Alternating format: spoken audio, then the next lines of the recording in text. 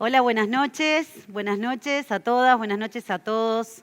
Es un placer recibirlos acá. Me encantaría que demos un aplauso porque los protagonistas ya están tras bambalinas.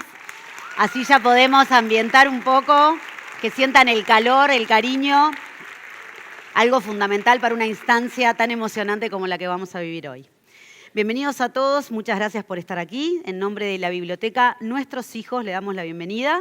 Esperamos que disfruten mucho de esta charla entre los protagonistas de la película La Sociedad de la Nieve y los familiares a quienes ellos interpretaron.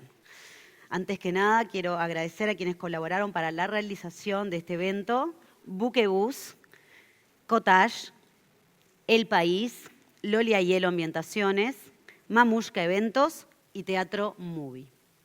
La charla va a estar guiada nada más ni nada menos que por el mismo autor del libro y productor asociado de la película, Pablo Bierzi. Y también estará junto a ellos Gustavo Cervino, sobreviviente del accidente de los Andes y padrino de la biblioteca. Antes de seguir, en nombre de la biblioteca, quiero agradecer la presencia de quienes hoy nos están acompañando. Adolescentes del Colegio Sagrado Corazón Paso Carrasco, institución beneficiaria de nuestras becas estudiantiles. Todos los alumnos del colegio cuentan con becas de libros para cursar el año. Adolescentes del Hogar Saru, de la localidad de Carlos Reiles, departamento de Durazno, hogar que alberga a 30 adolescentes de la zona y que posibilita la continuidad de sus estudios secundarios, y la biblioteca justamente recientemente donó muchos libros, entre ellos también recreativos. Nos acompañan también instituciones amigas que queremos nombrar, como el Colegio Estela Maris, la Fundación Adastra, el Centro Educativo Santa Margarita, el Centro Educativo Los Tréboles, Fundación Sofía, Municipio Centro Educativo La Pascua. A todos ellos, muchísimas gracias y un fuerte aplauso por ser parte. Seguramente muchos de los que están aquí ya saben o escucharon hablar de la función que tiene la Biblioteca Nuestros Hijos. Seguramente muy pocos saben qué hace exactamente la biblioteca. La Biblioteca Nuestros Hijos es mucho más que una biblioteca. Para saber un poco más, los invito en este momento a ver esta breve presentación.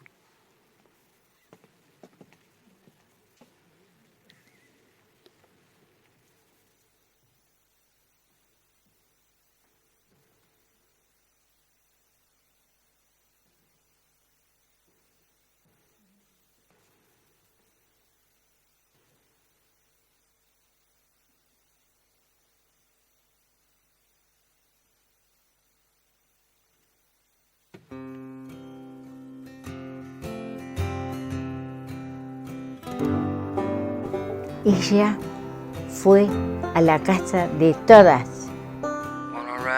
Dijo, yo les diría de hacer una biblioteca. Una biblioteca. ¿Hola qué? 12 señoras que no tienen nada que ver con libros. Ponernos a hacer una biblioteca. Me pensé que es un poquito de loco. Que pasa que estábamos todas locas. Nos reuníamos las señoras para formar la biblioteca y hablábamos 10 minutos de la biblioteca y 2 horas del accidente. De todo lo que nos olía. Eso fue realmente maravilloso. Eso fue lo que a nosotros nos dio ese valor, que enfrentamos la biblioteca como si no hubiese pasado nada. Que fue una tabla de salvación, totalmente. Porque si te quedabas en tu casa mirando la pared te volvías loca. Stumble over myself. Había que conseguir local. No tenía un libro. Y entonces alquilamos esos autitos que dicen... Y ahí empezó.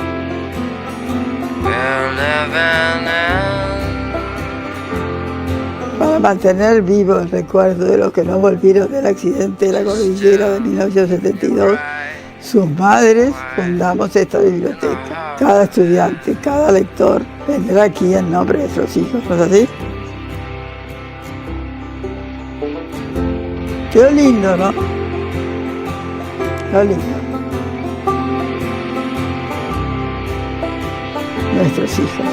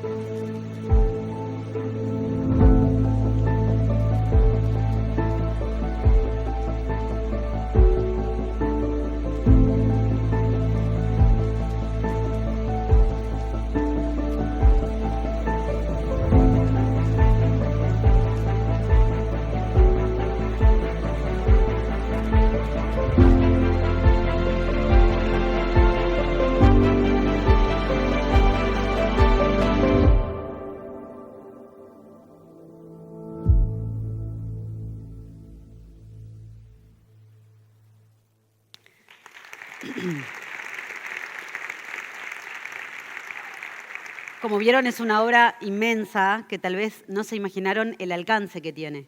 Pero iba a hacer referencia, antes de ver los datos, que es imposible no sentirse conmovido por el amor de una madre. Y me parece que instancias como esta hacen justamente que el amor perdure. Por eso es tan importante para los familiares que hoy van a estar acá, que todos ustedes estén acompañándolos. Es un inmenso placer ser para todos testigos de este momento. Ahora vamos a llamar a los protagonistas para que también les pido un fuertísimo aplauso. Él es Pablo Bierzi, autor del libro de la Sociedad de la Nieve. Él es Gustavo Cervino, sobreviviente del accidente de los Andes y padrino de la biblioteca. Él es Diego Veghesi, actor que interpreta a Marcelo Pérez del Castillo. Stella Pérez del Castillo, ella es hermana de Marcelo. Enzo Bogrinsic, actor que interpreta a Numa Turcati. Daniel Turcati, hermano de Numa. Benjamín Segura, actor que interpreta a Vasco Echavarren, y Bati Echavarren, hermana del Vasco. Sean ustedes muy, pero muy bienvenidos.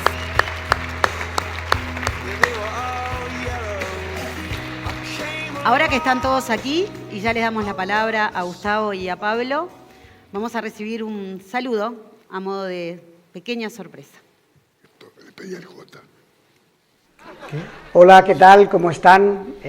Simplemente enviarles un vídeo para disculpar mi ausencia en este acto tan bonito que estáis celebrando hoy en Montevideo. Realmente me encantaría asistir y poder compartir esta charla con todos vosotros. Creo que esta historia está muy bien representada con Diego Veghesi y Estelita Pérez del Castillo, con Daniel Turcati y Enzo Bogrinsic, con Betty Echavarren y Benjamín Segura, y con Gustavo Cervino y Pablo Bierzi, que sé que está por ahí también. Gente a la que quiero, gente a la que admiro y gente con la que comparto esta historia, que hemos tenido el lujo y la suerte, el privilegio de poder contar de la manera que pensamos que era la correcta y llevarla a todo el mundo, a emocionar a gentes de todo el mundo y sobre todo darle voz a los 45 que iban en ese avión. Para eso estamos hoy aquí y os deseo lo mejor, deseo que lo disfrutéis, que sea la primera de muchas charlas como esta y que quizá, ojalá, en un futuro pueda asistir yo a una de ellas. Hasta entonces, un beso muy grande a todos, mucha suerte y os quiero. Hasta pronto.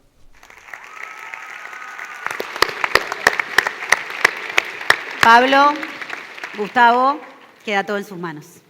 Bueno, gracias. Un tremendo honor estar aquí. La película esta ya la vieron ustedes ya lo saben, más de 250 millones de personas. Entonces, pasar de ese fenómeno global a esto tan íntimo, que aunque parezca mentira, de esas 250 millones, especialmente son los jóvenes los que están arriba de ese avión, viviendo esos valores, viviendo esa peripecia entre la vida y la muerte.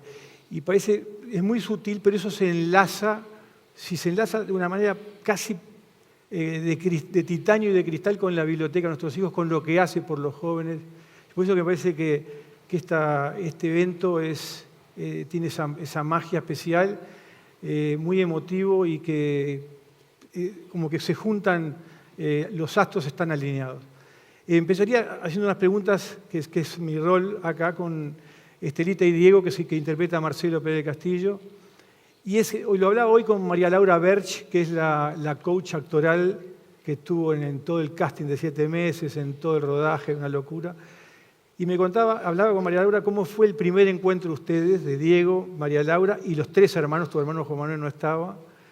Primero, a ti, Estelita, ¿cómo fue primero los nervios? Sé que estaban esperando un hermano, ellos estaban en silencio. ¿Y cómo se pasó de esa suerte de respeto mutuo a un abrazo muy fraternal al final de la reunión? Estelita primero y, por favor, después Diego. Hola. ¿Está prendido? Perdón. Sí, ¿no? Hola, hola. Sí. Bueno, como que esto empieza un poco antes todavía de que Diego fuera para casa. Porque la visita de Bayona, de Belén y de Sandra, las productoras, a la biblioteca fue maravillosa, fue en cierto modo inesperada. Y ahí me acuerdo que Pablo, que también estaba en esa reunión, me dijo: no te puedes imaginar lo parecido a Marcelo que es Diego. Y me dijo, cuando yo entré en el lugar donde estaban haciendo el casting y lo vi, quedé en shock.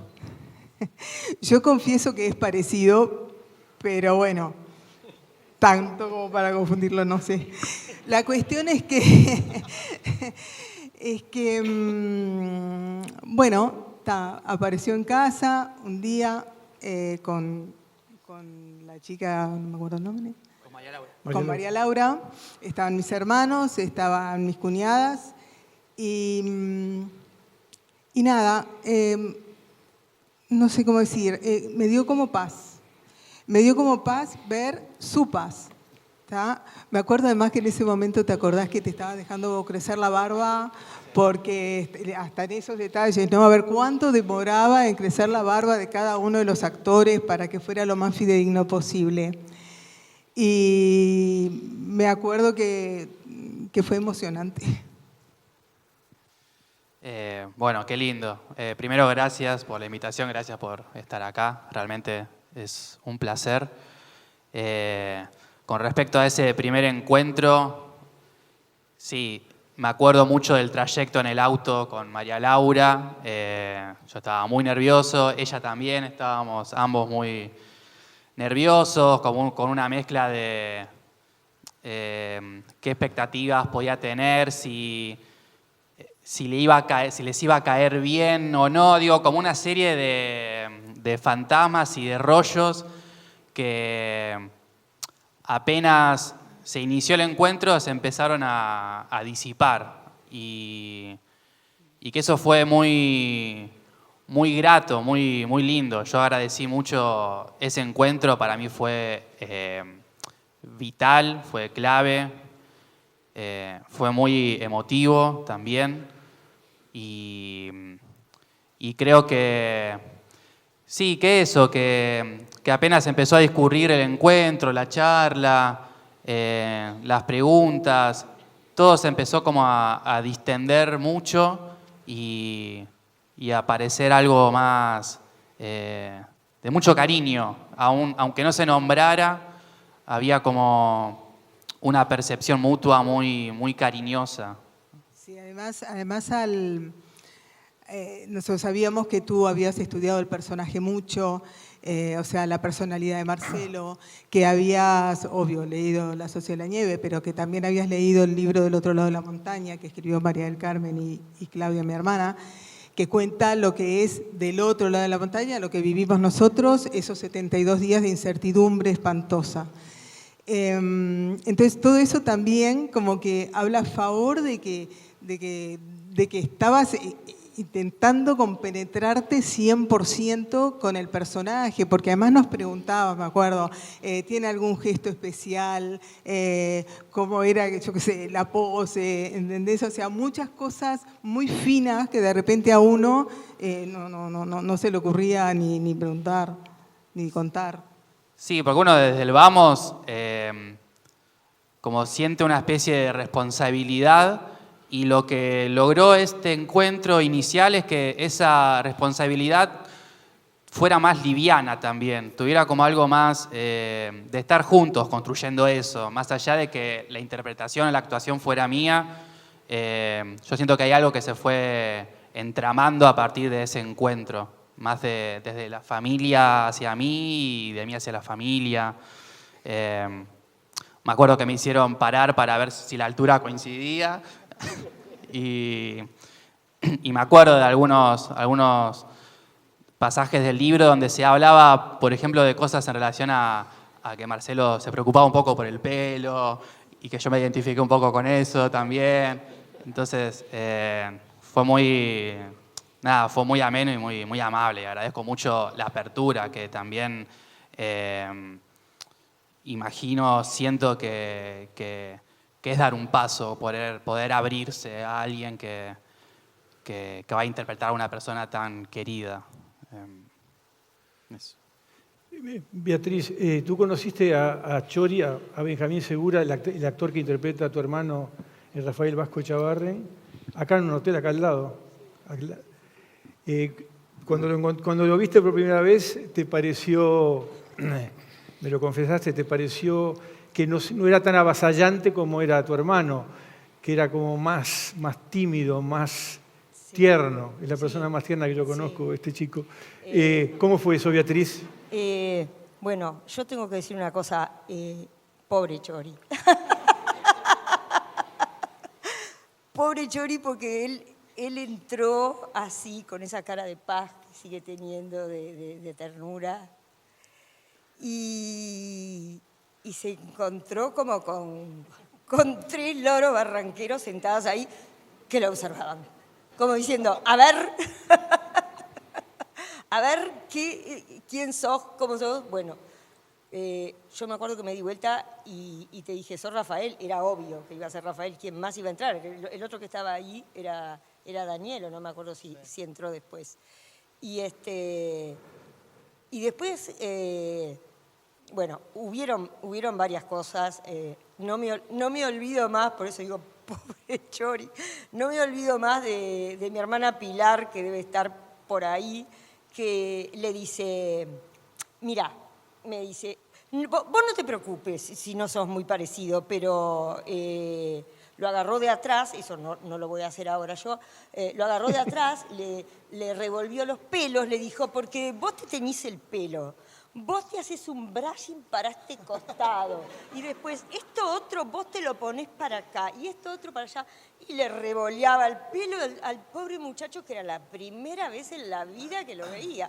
Entonces yo, como que uno pienso, después en el momento, como nosotros estamos acostumbradas a esa forma de ser, acostumbradas a esa forma de ser, no nos dimos cuenta que lo estábamos como abrumando. Bueno, que cuente Chori, porque... Claro. Y Chori, y agregá también tu percepción de las 3 hermanas y el tema ese cuando tuviste que explicarles a las 3 hermanas, explicarles que tú estabas interpretando al Vasco en la montaña, no al Vasco en la ciudad.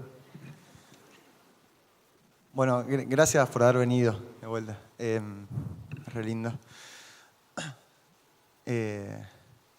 No, y el encuentro fue muy distinto, es muy gracioso. Yo estaba muy nervioso, fue como después de mucho tiempo del casting finalmente nos habían confirmado, había como una expectativa enorme alrededor de toda la película y de Jota y la montaña, estábamos como muy contentos y muy nerviosos.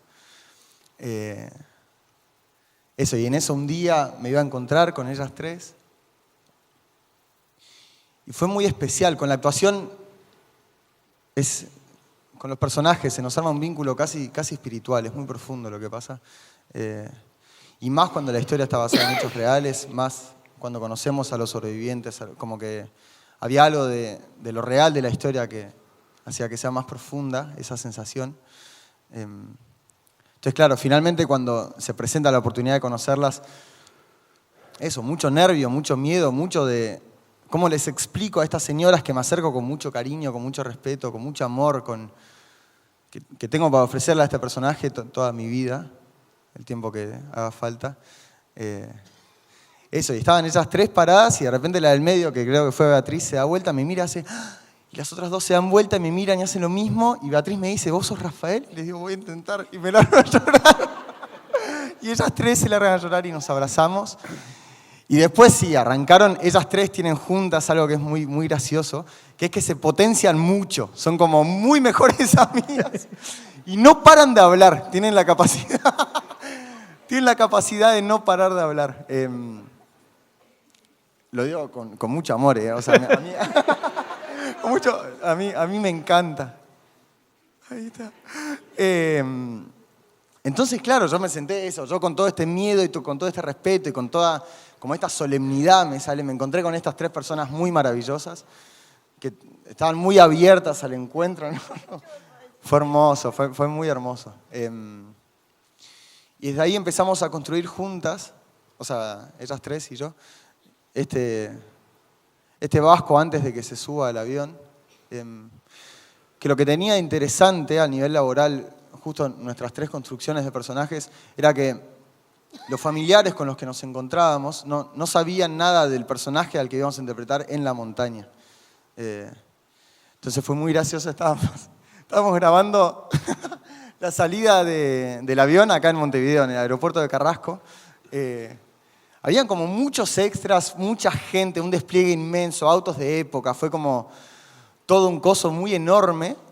Y de repente, después de mucho tiempo de rodaje, que las cosas no salían y estábamos muy trabados con algunas cosas, finalmente estábamos todos ordenados en una fila, esperando a que nos vayan llamando de a uno. Y de repente, adentro del aeropuerto gritan acción y del otro lado escucho, ¡ay, mi hermanito! Y me doy vuelta.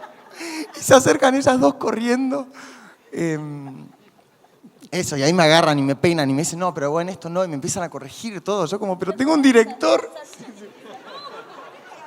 Sí, me decían, no infla el pecho y la mano en la otra, no sé qué. Yo como... Se supone que había hecho 100.000 veces, ya había hecho lo que tenía que hacer. Y estaba Sarucha, que está más por allá, no la veo, y entonces le dice, no, pero mi hermano no hubiera actuado así. Y yo me acuerdo que estaba con ella y yo pensaba... Qué atreví, yo que soy bruta atrevida pensé, lo que le acaba de salir. No. Mi hermano cazó la valija y le dice, mi hermano hubiera entrado así, con la valija, chum, llevándose el mundo por delante. Así que vos tenés que entrar con la valija así. Y el pobre santo de Dios, porque no, un divino, nada, nunca en la vida nos dijo ni una palabra. Nos miraba con esa carita que sigue teniendo de dulce y de tierno, porque bueno, si no, no nos hubiera bancado nunca. Y al otro día viene eso que dijo Pablo. Yo me quedé mirando las fotos y me di cuenta que en todas las fotos estoy agarrada del Chori. Agarrada. Y a pesar de que es cierto que no le veía ni un parecido físico, ni quizás en esa forma de entrar no se parecía al Rafael que nosotros habíamos dejado de ver, pero que indudablemente no fue el Rafael que él tuvo que interpretar en la montaña. Y al otro día tempranito abro el chat y me encuentro al Chori que me dice, vos no te olvides, Bati, que yo no interpreté al Rafael que ustedes dejaron de ver. Yo interpreté a un Rafael que estaba despojado de todo su orgullo, despojado de, digamos, de esa vanagloria o de ese pegadito de sí mismo que era, mi hermano era muy de llevarse el mundo por delante, que estaba lastimado, que estaba, si se quiere, humillado porque lo tenían que servir porque él en realidad no servía para nada.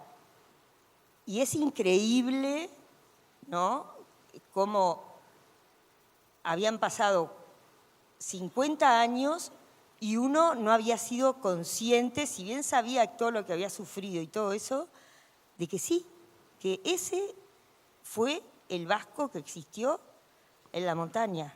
Y ese fue el que eligió Bayona y ese es el Chori que lo interpretó de una manera magistral.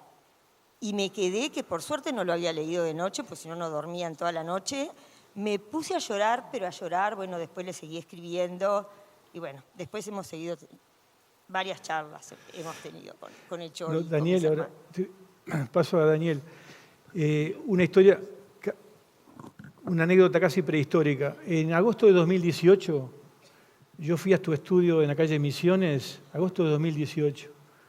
En verdad yo estaba representando a J. Bayona, a Belén Atienza y a Sandra Hermida, como dice, y a mí también, como dijo Estelita, y te fuimos a pedir permiso para ver si la historia la podíamos contar desde el punto de vista de Numa, en representación de los 29 que no volvieron. Y tú nos dijiste una frase que la hablé inmediatamente con J, Belén y Sandra por teléfono y que nos conmovió hasta el día de hoy.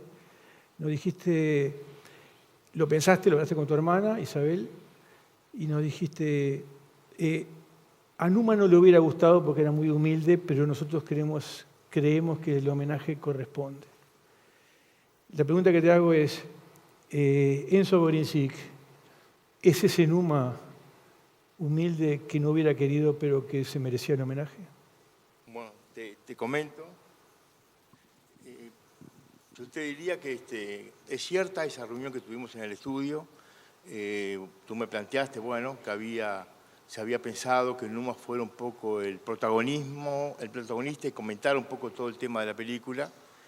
Y bueno, hablé con mis hermanos, estuvimos de acuerdo en que, bueno, o sea, Numa se iba a negar, pero de alguna forma que también era un homenaje que creo que se merecía. Él, y porque vos me comentaste, o sea, la figura de él de alguna forma también representaba a todos los que no volvieron. Y creo que era un buen homenaje para todos los que no volvieron, que habían quedado un poco opacados con el protagonismo de los que volvieron, que era natural que ocurriera eso.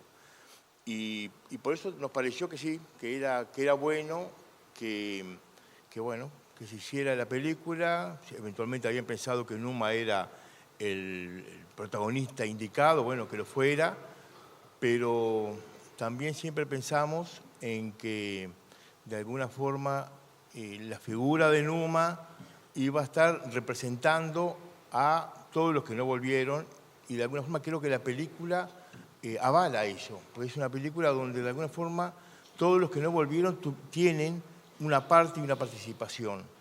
Y bueno, nos pareció que era lo indicado. Y después, cuando me reuní contigo, con Bayona y con Belén, creo que fue en el Hotel Hyatt. Y bueno, hablando de Numa, que les contara un poco cómo era Numa, yo de alguna forma les decía, bueno, que en realidad el Numa que tenían que llegar a conocer es el Numa de la montaña, no el Numa de Montevideo, porque las situaciones en las cuales Numa se encontró en la montaña, como se encontraron todos, eran muy diversas o muy distintas de lo que era la vida cotidiana de Montevideo. Y yo les dije que me parecía interesante que conocieran la casa donde vivimos casi toda la vida de solteros, que ya hacía años que la habíamos vendido, pero de alguna forma Numa había vivido toda su vida en esa casa y tal vez recorriéndola iban a surgir anécdotas o vivencias que tal vez les podían servir para armar la figura de Numa. Y bueno, fuimos a la casa, que es la que aparece en una de las escenas, la fachada de la casa, donde Enzo aparece entrando en bicicleta, que te digo, nunca usamos bicicleta en Montevideo, pero valga esa. Y bueno, y ahí fue donde conocimos a Enzo, porque al principio lo veíamos como parte de la producción, o sea, alguien más, porque había muchísima gente acompañando a la Bayona y acompañándote a ti y a Belén. Y al final nos dijeron, bueno, este va a ser el actor que va a representar o va a protagonizar a Numa. ¿No? ¿Te acordás de eso? Y entonces yo te pregunté el nombre y me dijeron, no, el nombre no sé, como que había una especie de secreto que no podíamos saber el nombre y al final sí, nos dijeron eso porque sí. Y bueno, y ahí tuvimos la oportunidad de conocerlo. Y lo que sí, yo te lo comenté en una vez que tuvimos esa entrevista ahí en los estudios de la productora Cimarrón, que yo te dije que felicitaba a la persona que había seleccionado a Enzo porque indudablemente le había encontrado la esencia, por lo menos lo que transmite en la película, la esencia de lo que era Numa. Y en ese sentido, te felicito, Enzo, porque no sé si alguna vez te lo comenté, pero te felicito porque realmente fue estupenda tu actuación y bueno, creo que lo reflejaste bien lo que supongo yo que fue Numa en la cordillera.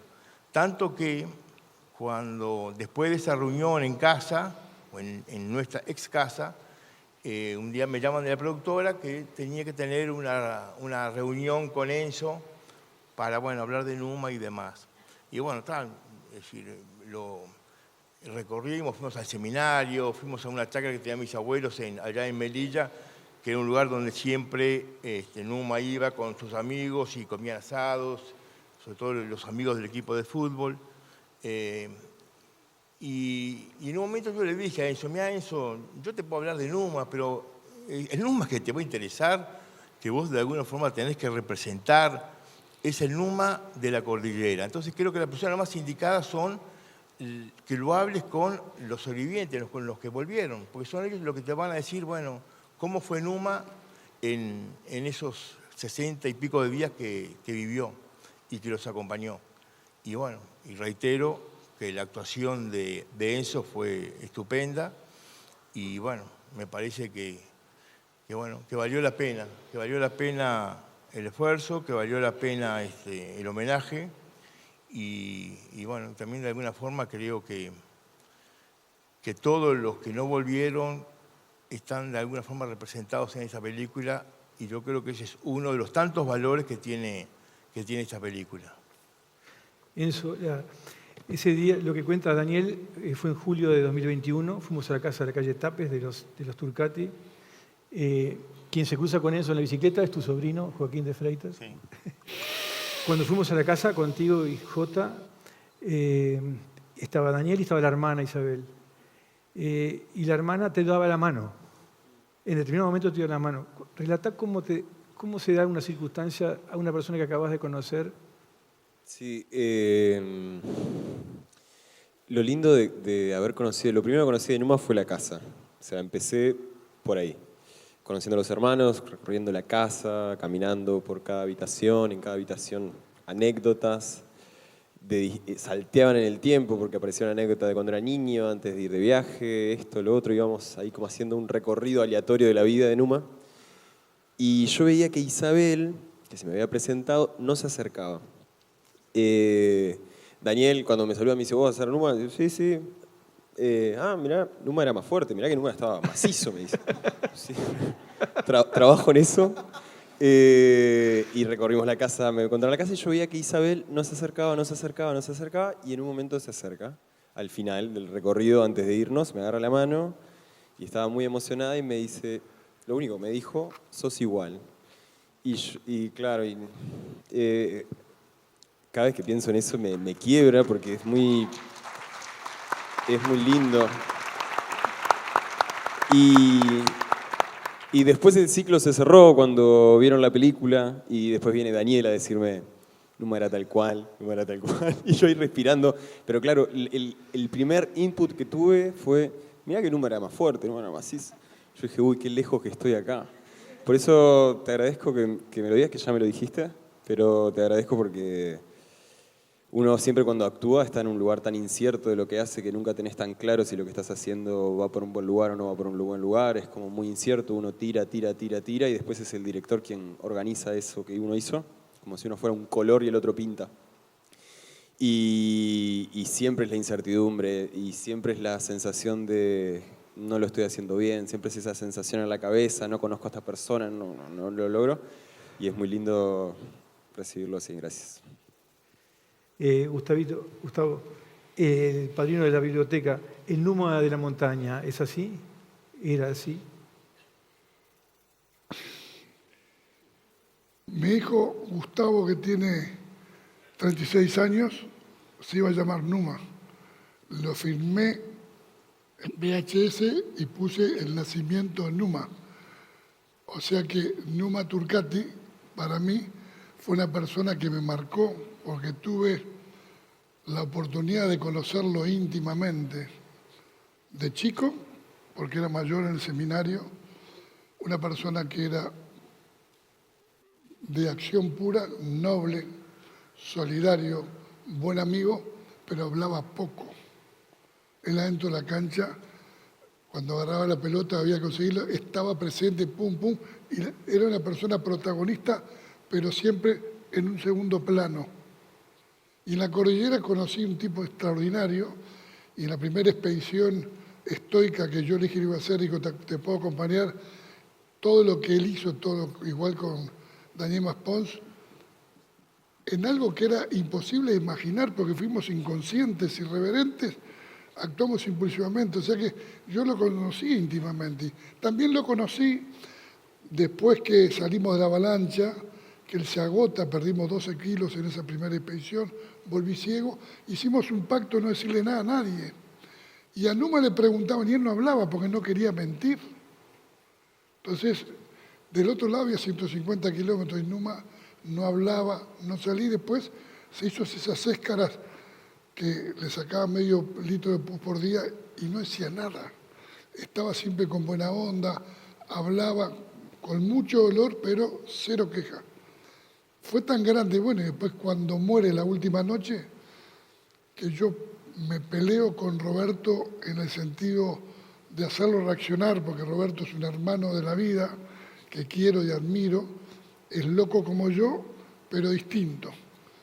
Y le dije, Roberto, por favor, a Numa no le quedan más de 3 días, tienen que salir, porque venían buscando argumentos para no salir, romper 2 veces el sobredormir, que estaba mal hecho, dije, está bien, háganlo de vuelta. Y cuando la última noche, con Numa vivo, después que lo había curado todo el día, y entro, me hace así con la mano y me mira. Pero me miró con una profundidad que me traspasó, esa mirada como diciendo, gracias, estaba como despidiendo. Y cuando me despierto, le digo, fíjate cómo está Numa. Y lo tocan, y fui hasta ahí, y Numa ya se había muerto. O sea que esa es la genialidad de Bayona. Usó el último en morir, que abrió la puerta para que Nando, Roberto y Tintín salgan en ese viaje totalmente a la intemperie, a enfrentarse a la muerte, salir del confort del hotel, ese iglú, ese fuselaje, y bueno, y puso, no hay amor más grande que aquel que da la vida por los amigos. Y fue tan fuerte que lo llamé a Roberto, que vino al lado mío, y cuando vio lo que había pasado me dijo, nos vamos mañana. Siempre digo que Numa, en una parte de él, se inmola para acelerar la salida. Y ese es el homenaje que siempre vi en él, que ya no le quedaba mucho porque él no podía salir, él quería caminar y no poder hacerlo era muy duro. Pero él salió caminando con Parrado, con Canessa y con Vicentino, o sea que en esta carrera de postas que vivimos nosotros, los protagonistas que viven son los que murieron. Nosotros duramos, todavía tenemos cosas para aprender. Y esta película, quiero hacerte un homenaje públicamente acá frente a toda la gente, por 2 cosas. me crié contigo en Carrasco. Tu prima Teresita fue maestra de ella y de mí, y fuimos compañeros de jardinera enfrente de mi casa, en la calle Nariño. Y cuando salimos de El Cristian, vos habías escrito un libro que estaba relatando la historia del colegio, pero lo relataste de una manera tan cercana, tan uruguaya y tan cristiana por All Christians y por lo que implica la parte mía del seminario, que le dije a Roberto, vos tenemos que pedirle a Pablo que lo escriba. Y antes de salir te dijimos, Pablo, te vamos a decir una locura, no sé qué te parece. Vos querrías escribir el libro de nuestra historia, pero una historia distinta, no la que está, falta la historia del Uruguay, la historia uruguaya, la historia de los valores del Cristian, de los valores que tenemos. Y me dijiste, fue siempre mi sueño, lo iba a hacer con Nando, después salió Viven, pero si ustedes me dan esa posibilidad, lo haría con mucho gusto. Todo lo que vos hiciste supera la imaginación del más optimista. Porque ese libro es maravilloso, porque relata y le muestra al mundo entero cómo un grupo de uruguayos republicanos, democráticos y respetuosos se enfrentaron a la muerte todos juntos, construyendo esa sociedad solidaria que era la sociedad de la nieve, como la llamamos nosotros, y vos la plasmaste tan bien que le mostraste al mundo cómo a pesar de la diversidad se puede construir la unidad, porque éramos todos distintos. Y ese libro maravilloso es el puntapié inicial para que, como le dije a Bayona, a Sandra y a Belén, cuando estaba en lo del Netflix, los felicito porque este enano obsesivo y genial hizo la mejor película que se podía hacer. Así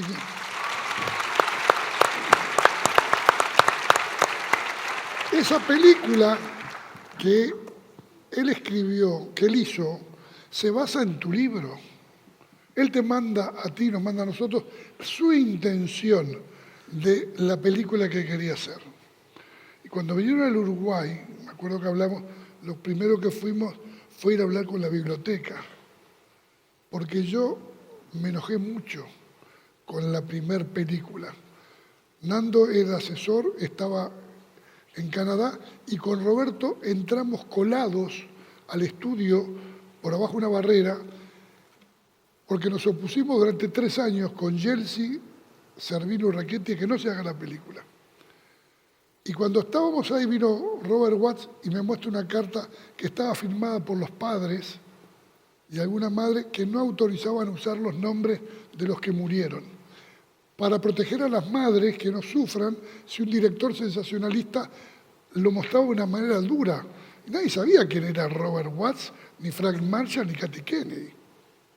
Entonces, no tuvieron los nombres. Yo me enojé mucho, llamé a 2 amigos y a un padre, le dije, no pueden sacar a sus hijos de la historia, tu hermano, son tipos grandes, el mundo entero los tiene que conocer. Y en esta segunda oportunidad, que lo hablamos contigo y con Bayona, fuimos primero que nadie a hablar con ellos. La llamé a Estelita, que es una hermana para mí, la quiero mucho, y le dije, quiero que conozcan a Bayona. Y cuando fue lo primero que dijo. En la otra película no aparecieron los nombres. Esta película no se hace si no aparecen los nombres. Y dijeron de entrada que sí, no solo que sí, sino que ayudaron durante todo el tiempo para recrear los personajes, como hizo ella, como hizo Daniel, con Turcati. O sea que esta película es maravillosa. Hoy el mundo entero está viendo una historia de uruguayos que los que son protagonistas son los que murieron, porque esa fue la intención desde el primer momento y se cumplió al pie de la letra. Entonces, te quiero agradecer a ti porque estuviste 10 años atrás de esta creación, que es un proceso interminable, y después tuviste 2 años en el medio de la pandemia, nos llamaba a las 4 de la mañana, a las 5 de la mañana, para preguntarte las cosas más irrelevantes para mí, para nosotros, pero sí para la historia de un obsesivo que quería recrear la realidad. Por eso esta película es tan extraordinaria, y eso te lo quiero agradecer a ti por el libro, por el sacrificio que hiciste en 2 años de pandemia estar ahí, y bueno, el resultado se ve en el esfuerzo y la genialidad. Así que te agradezco Y pido un aplauso muy grande para Pablo.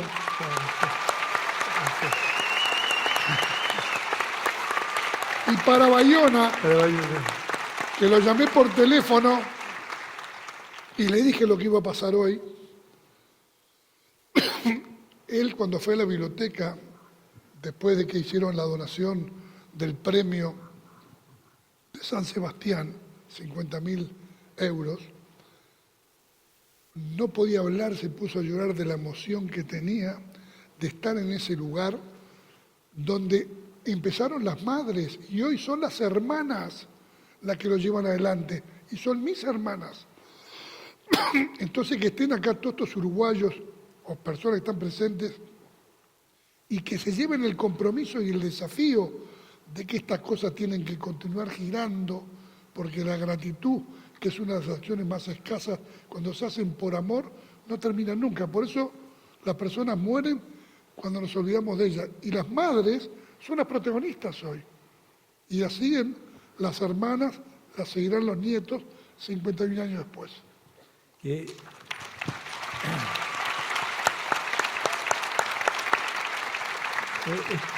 Estelita y Diego, nada es casual, particularmente creo que en esta historia hablar de casualidades queda cada vez más raro. Gustavo recién hablaba de la carrera de postas. Yo tengo para mí, yo lo conozco como Gustavo, a Marcelo desde que somos niños, del colegio, de la Estrella Maris y de Old Christian, soy 2 años menor. Yo tengo para mí que la primera carrera de postas, la impronta de la sociedad que se creó allá arriba, que hoy es inspiración en el mundo, 250 millones de personas están hablando de ella, que la impronta de esa carrera de postas la tiene el capitán. Yo tengo para mí, lo he hablado, lo hablamos mucho con Jota, esa hidalguía, la bonomía, la autoridad sin autoritarismo, en esa circunstancia tan cruel a caballo de la vida y la muerte. ¿Cómo Estelita, tú lograste transmitir esos conceptos a Diego? ¿Y cómo hiciste tú, Diego, para transmitirlos a cabalidad en la película? Porque yo lo veo ahí y ahí está la impronta de lo que viene después. Él después cae en la luz, pero el sello ya está, Estelito. Yo siempre, cuando me preguntan esto, yo digo, no me asombró lo que vi en la película de mi hermano, porque él era así. Y lo que es maravilloso es lo que a mí me transmitiste tú, representándolo. Yo sentí la responsabilidad que se había agarrado Marcelo, la desesperación, o no me sale ahora la palabra, de no poder hacer algo más por sus amigos. Y eso a mí me maravilló como tú lo pudiste transmitir, ¿entendés? Porque no es fácil transmitir ese sentimiento que yo sé, porque conozco cómo era mi hermano, que él sentía eso, estoy segura que él la pasó como todos, ¿no? Ya sé, pero muy horrible en el sentido de que se agarró el accidente sobre sus hombros, cuando en realidad era el capitán, pero nadie obligó a ninguno de los otros chicos que fueran al avión. Entonces él se tomó esa responsabilidad y como tú transmitiste eso, y como hay escenas de la película que a mí me quedaron remarcadas, más allá de la escena de la muerte de él.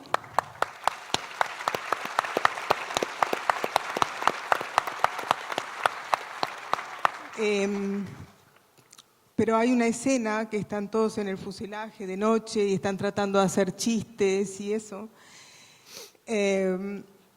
Y Marcelo está allá en el fondo con esa cara de decir, pucha, digo, ¿qué voy a hacer? ¿Cómo voy a hacer yo para sacarlos de acá? Cuando en realidad, ¿no?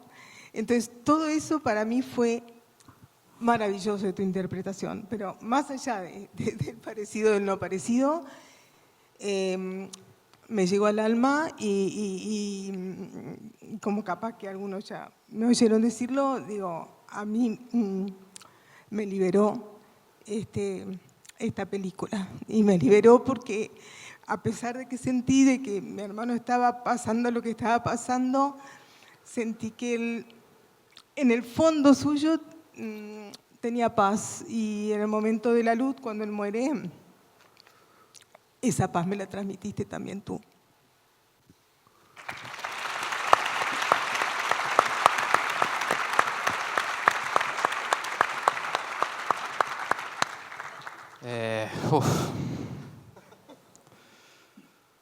Bueno, primero gracias por tus palabras.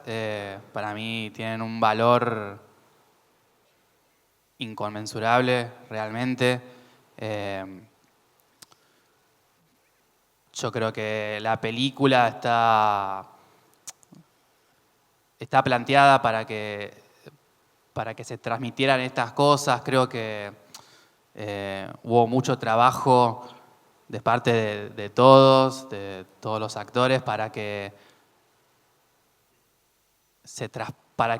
la película, para que las emociones atraviesen la pantalla y para liberar justamente, como algo de lo que nombrabas, y para mí fue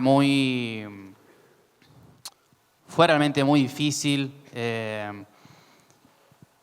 Yo podía percibir, porque también lo puedo percibir en mí como persona, un sentido de la responsabilidad que a veces, aunque uno no de más, todavía está ahí intentándolo, de no soltar al resto en eso. Y yo lo percibía muy claramente en todo lo que leí sobre Marcelo, en todo lo que me contaron ustedes sobre él, en todo lo que hablamos con Pablo, que fue también imprescindible contar con su presencia a lo largo del rodaje.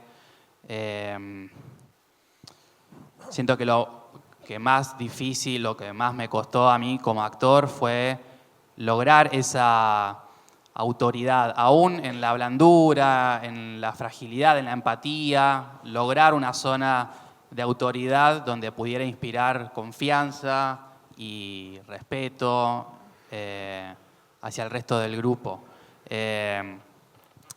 Pero creo que justamente en ese esfuerzo, en ese intento, creo que ahí está Marcelo, en el intento, en el esfuerzo, en el no soltarle la mano al resto. Y fue muy fuerte el rodaje, fue muy duro encontrar ese lugar de capitanía que estaba vinculada también al mundo del rugby, con el que yo no había tocado una pelota de rugby en mi vida. Entonces, creo que esa fue la zona que a mí más me costó de Marcelo. Pero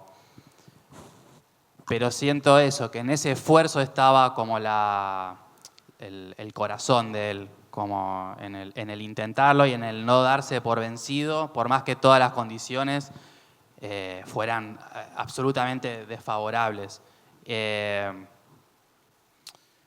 Y lo percibí mucho también con el grupo de actores que estuvimos ahí rodando, que son un grupo de amigos también.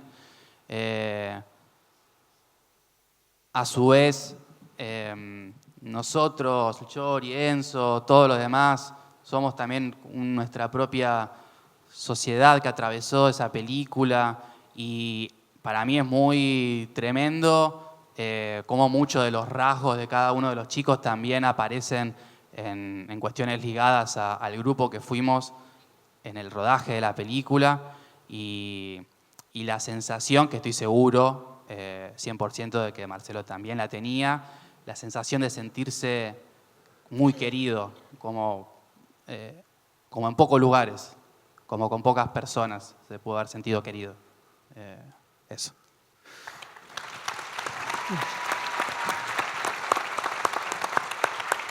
Una pregunta para Chori y para Enzo. Para los que acompañamos el rodaje, de los momentos más dramáticos, esto vale para Jota, para Belén, para Sandra, pero todo el equipo sentía lo mismo.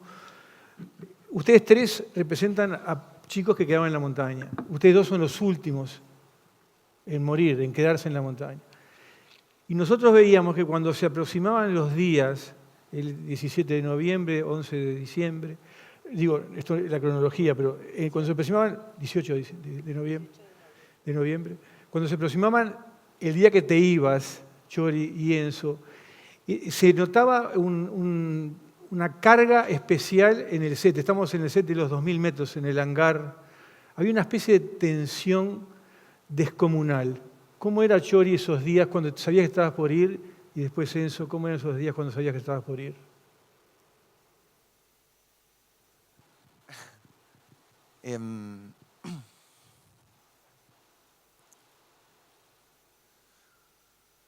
¿Qué pregunta? Porque yo te veía, tú ibas a... Sí, había un combo, en el hangar había un combo con una carpita, y Chori venía y miraba los monitores, estaba Jota adelante, y tenía una carita. Era tan conmovedor verlo. Y después lo mismo vivimos con Enzo, unos poquitos días después. Es que había como una despedida, ¿no?, que ocurría. Como decía Dieguito recién, el rodaje fue de verdad muy largo. Y estos desconocidos eran nuestra Sociedad de la Nieve. Lo que tiene de especial la Sociedad de la Nieve, creo, o lo más especial que tiene, es que lo que se comparte es desde una miseria tan profunda que no existe lugar para mentir, y no existen las caretas, y no existe nada más genuino y nada más honesto. Digo, y no puede aflorar otra cosa que la honestidad en ese nivel de miseria. Y en el rodaje fue pasando un poco eso, creo. O por lo menos yo lo viví un poco así. Ni hablar de que trabajamos todo el día, todos los días, y había como una especie de promesa del personaje, y había esto también de las hermanas y los sobrevivientes, y todo el compromiso que teníamos con la historia, que por lo menos para mí, la muerte era como una derrota también, lloraba mucho, me acuerdo, también había mucha hambre, y con el hambre cuesta mucho dormir, y el frío empieza a pesar cada vez más. Entonces era como de verdad todo muy insoportable, pero también estaba esta lucha interna de... pensé que por ahí, no sé, que por ahí llegaba. Es raro, pero porque de verdad estamos todo el día metidos en el personaje. Estamos todo el día coqueteando con esas sensaciones y con esos pensamientos. O sea, eso, 14 horas por día sí o sí, de lunes a sábado. Entonces, y el domingo, que era el día libre, por ahí que leías lo que se iba a grabar mañana. Y las muertes, creo, de los que zafan de la luz, es un poco desde ahí. Es un poco desde la sensación de que no sé cuánto, pero sí o sí no me queda tanto. Entonces, cuando se aproxima la muerte, hay algo de, no puedo más, de verdad no puedo más. Siento que si puedo un poquito más, por ahí me salvo, pero no puedo más. Y esa sensación en el cuerpo era como muy pesada, y a Jota le encantaba. Entonces, no sé, como iba por ahí, y estaba bien que sea así. Jota, desde el principio, nos exigía mucha verdad, y cuando vos te acercabas por ahí diciéndole, che, tengo frío, tengo hambre, esto me duele, esto me lastima, él te decía, y claro, con razón. Y esta es la historia que estamos contando, y esta es la forma en la que la tenemos que contar para que pase lo que pasó, ¿no?, con la película. Entonces eso, la muerte el personaje fue como una especie de hijo, hermano, amigo, que lo crié y le di vida y le presté todo mi cuerpo, de verdad, y le presté mi energía, mis pensamientos, mi corazón, y se me murió un día. Fue como muy, muy triste, muy desgarrador. Desde esta lucha de verdad quiero y no puedo. Eso.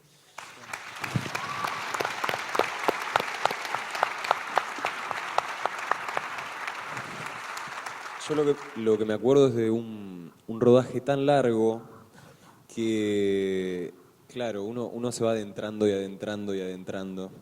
Firmábamos en orden, entonces te ordenaba mucho la actuación y el pensamiento, sabías lo que iba a venir. Y un día cuando me llega la hojita que nos mandaban con las escenas que íbamos a hacer, aparecía, bueno, la muerte de Numa. Y yo dije, yo venía sintiéndome toda esa semana depresivo, venía sintiéndome mal, un poco capaz también por el hambre, pero no me sentía bien. Tocaba también el momento de en breve volver a Uruguay, yo no me quería ir de ahí, como que estaba bien rodando. Y me sentía muy triste. Sierra Nevada, donde estábamos filmando, ya los locales empezaban a no tener comida, toda la temporada empezaba a terminar, llegabas al lugar y ya era muy triste Sierra Nevada, no había turistas, ya estaba medio abandonado, estaba todo terminando. Y llegamos a filmar. Lo lindo, o por lo menos en lo que me ayudó esa escena, fue un poco a poder volcar esa tristeza que yo venía teniendo.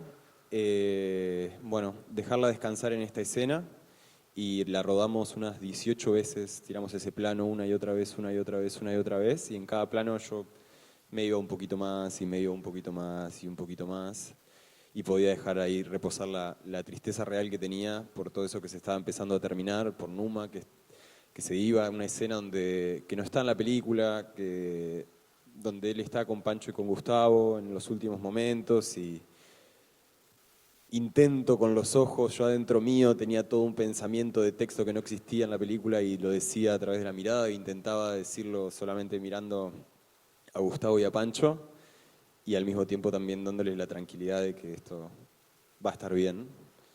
Y me acuerdo muy profundo de haber terminado esa escena y dicen hecha y ahí volví y ahí fue como recuperé energía, recuperé alegría, volví y tuve un poco más de energía para el poquito que quedaba, ahí recuperé.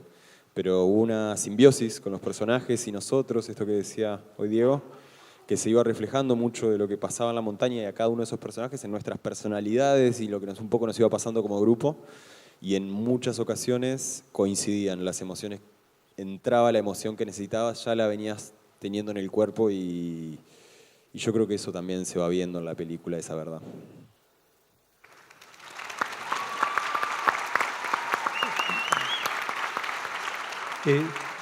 Esta pregunta va para Daniel, pero también para Beatriz y para Estelita. Estamos hablando del duelo de los actores respecto a un personaje.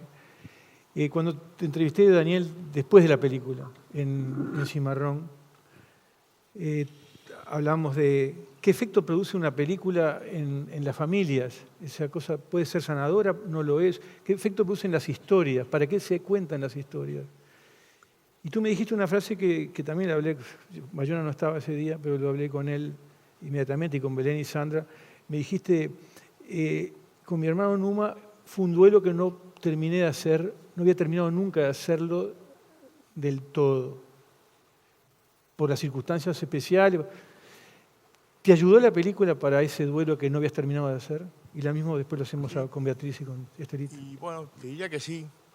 O sea, habían pasado ya 50 años. Digamos, si bien nunca lo olvidé, porque lo recuerdo hasta hoy mismo, en forma constante, presente, pero me costaba enormemente hablar de Numa, porque cada vez que hablaba de Numa me venía una emoción que me ponía a llorar, que me pasó contigo 2 veces, sí. Cuando tuvimos esa reunión ahí en el estudio, que hubo un momento que te dije, mira, parar la grabación porque me pongo a llorar acá. Y después cuando estábamos ahí también en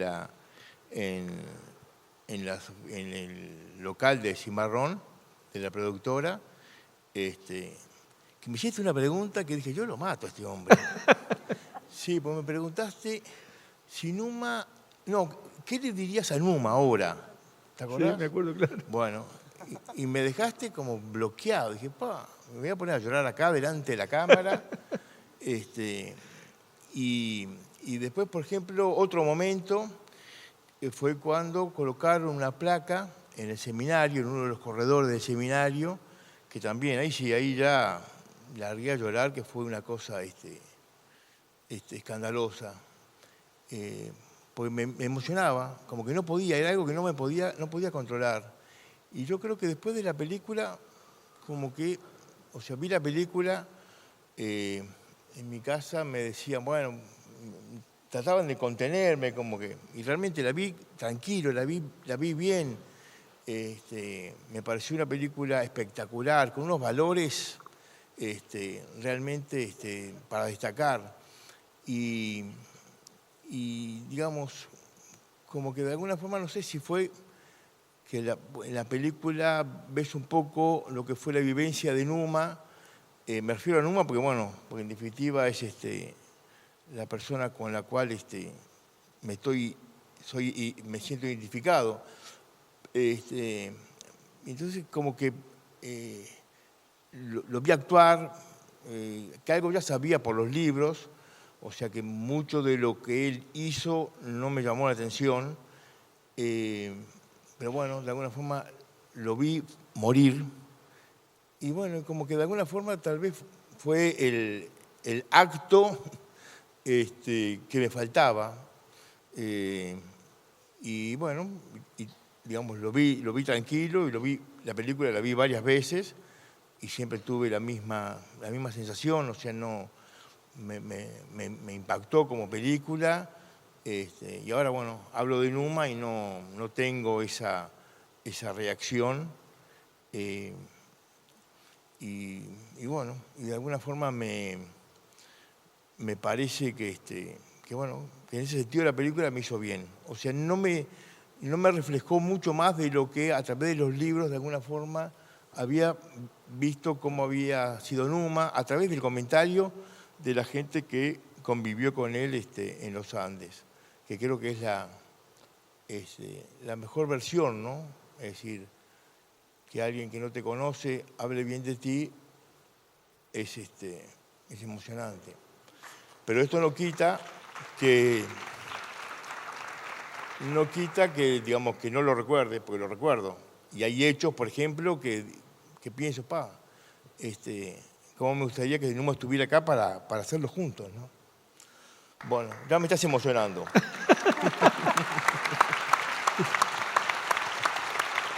Y Beatriz, el bueno, duelo y la película.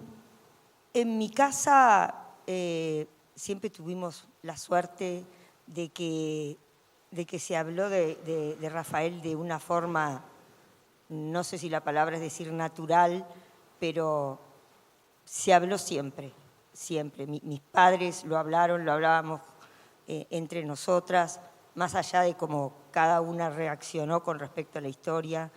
Nosotros tuvimos una grandísima y enorme suerte, que fue que el 25 de diciembre, a los 2 días de que llegara Daniel Fernández Strauch de la cordillera, quisiera hablar con nosotros para contarnos de Rafael, para contar su experiencia con Rafael y para contarnos también de lo que había sido Rafael en la montaña, de su coraje, de su valor, de su hidalguía, de su fortaleza, porque él desde el principio estaba en las peores de las condiciones, colgado de una litera junto con Arturo Nogueira, con un colgajo en la pierna que se lo ataron así nomás, y que él nunca perdió la alegría, de que siempre estaba de buena onda, de que él les daba empuje a los demás.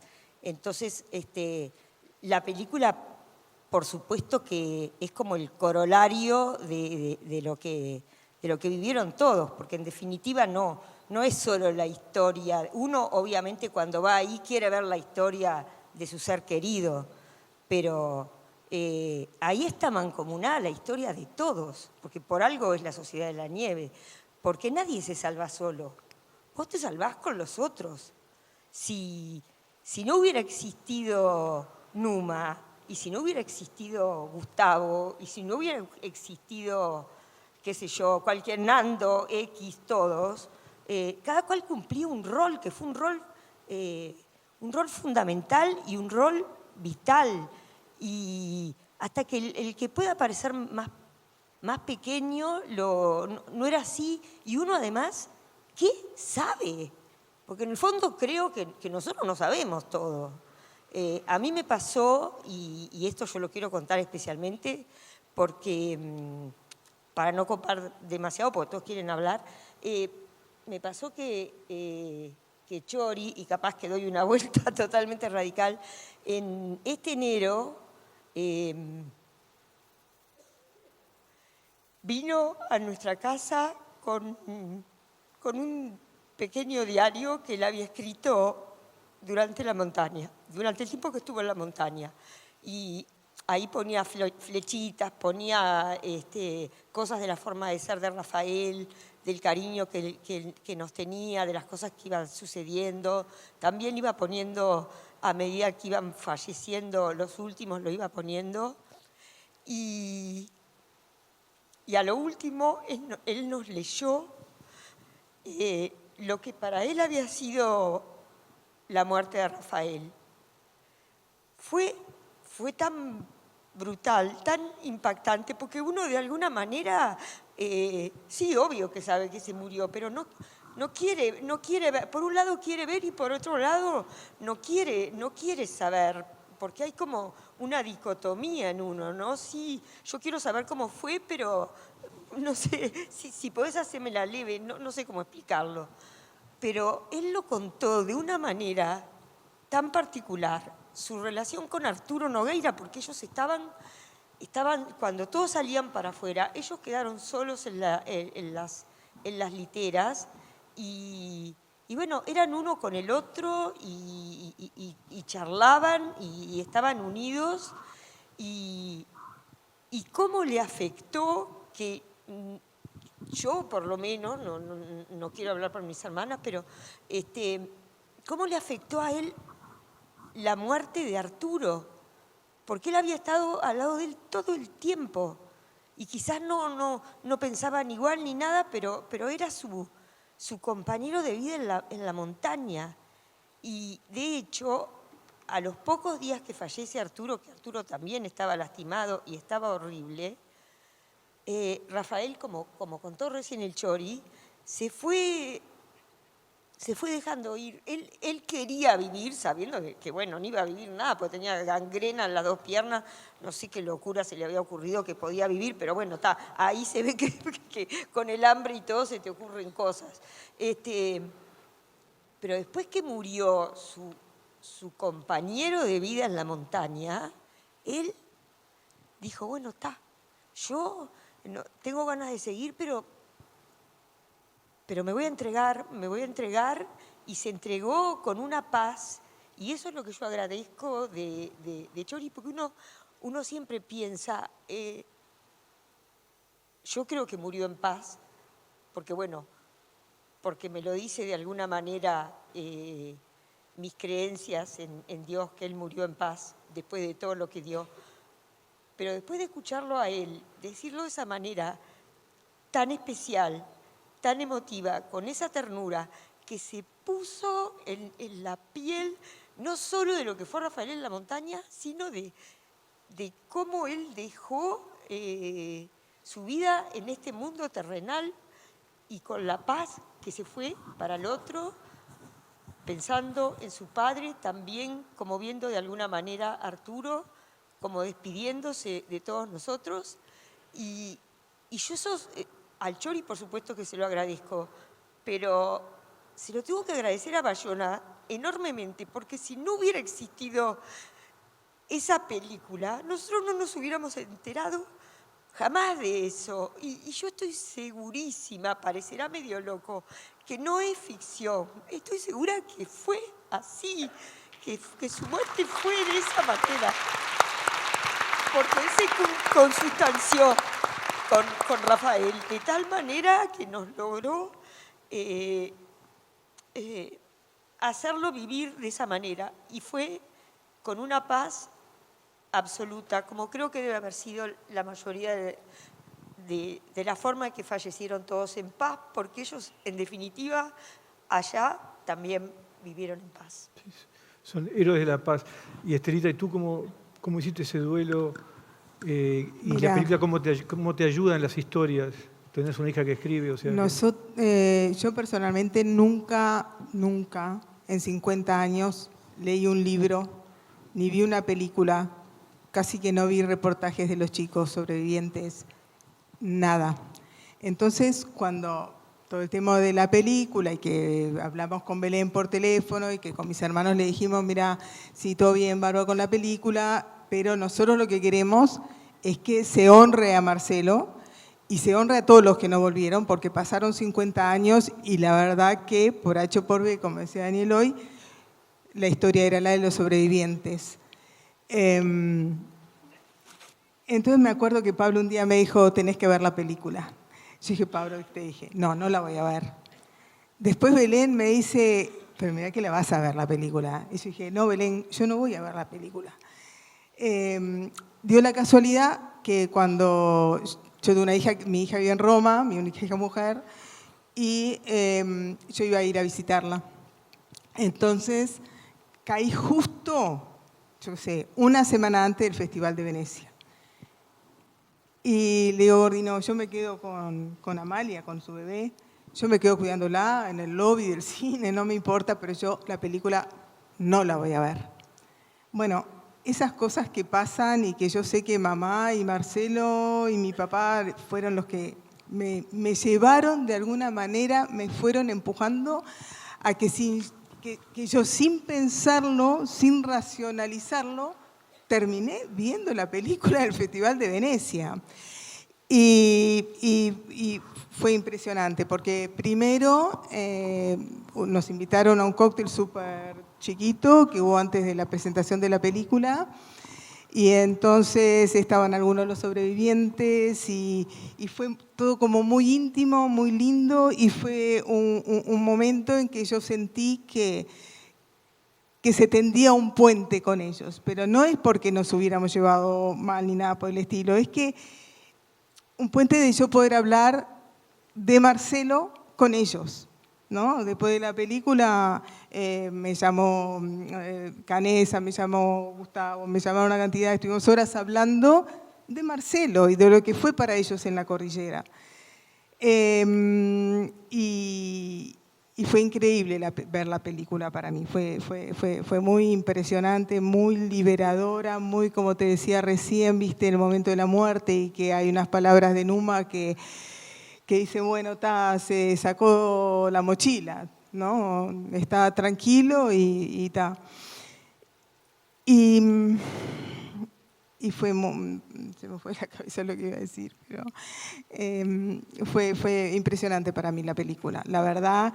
Y me preguntabas tú el otro día, me preguntó Belén, porque para ver el corazón que tiene Belén, Sandra y Bayona, corazón gigante, porque hicieron la película desde adentro, de vuelta, con un amor imponente.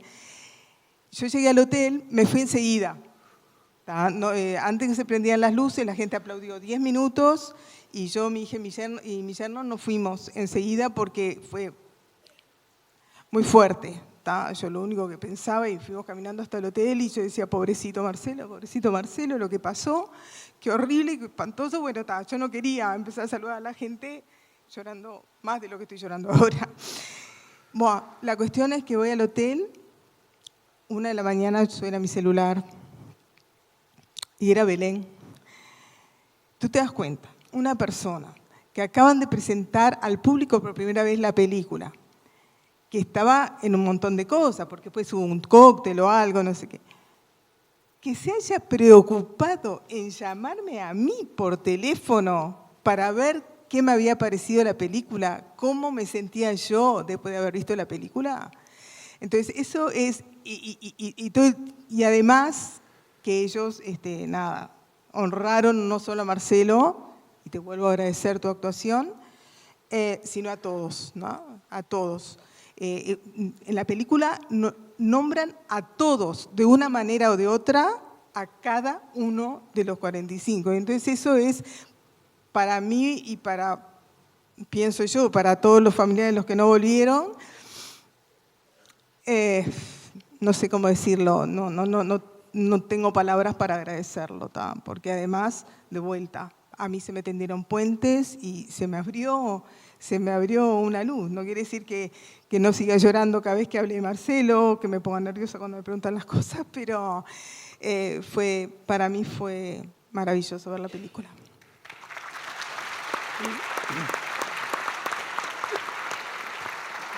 Estelita habla de puentes. Yo creo que no hay cosa más gráfica en esta historia del puente. Acá el axioma que teníamos con Bayona, Belén y Sandra, que es obvio, 52 años después como voy a hacer la película, es que acá hay 16 sobrevivientes porque hay 29 que no volvieron. Ese era el axioma del que partíamos. Y si hay un puente más gráfico, no se me ocurre un puente más gráfico que Gustavo. Todos fueron puentes, pero Gustavo es escandalosamente gráfico. Eso de juntar cada minucia, cada recuerdo y después entregarlo, la entrega a cada casa. Era tu compromiso ineludible, porque sabías que había 16 vivos porque hay 29 muertos. Esa es la pregunta que te hago, Gustavito, a ti es, ¿qué representan para ti Estelita y Beatriz? Y después le pregunto a la inversa, para Beatriz y Estelita, ¿qué es Gustavo? El padrino de la biblioteca, ese que fue casa a casa, cuando tenía 19 años, no tenía 30, era un niño. Bueno, primero, yo no hice absolutamente nada más que cumplir con mi voz interior. Yo digo que soy una persona feliz que agradece todos los días por estar vivo con una gran vocación de servicio. Y la gratitud es una de las acciones más escasas. Para mí el pecado más grande que existe es el de omisión, no haber hecho cuando pudiste. Y ese compromiso, esa rebeldía, esa manera de ser contradictoria, irreverente, de reírme de lo más duro, porque el sentido del humor en la cordillera fue lo más serio que hubo, fue muy fuerte. Yo no hice nada más que lo que sentí que mis amigos, si vivieran, hubieran hecho por mí. Estelita para mí es mi hermana, ella lo sabe, con el amor que le hablo, que la abrazo, también ella. Todas las hermanas de la cordillera son mis hermanas y ellas me dicen hermano.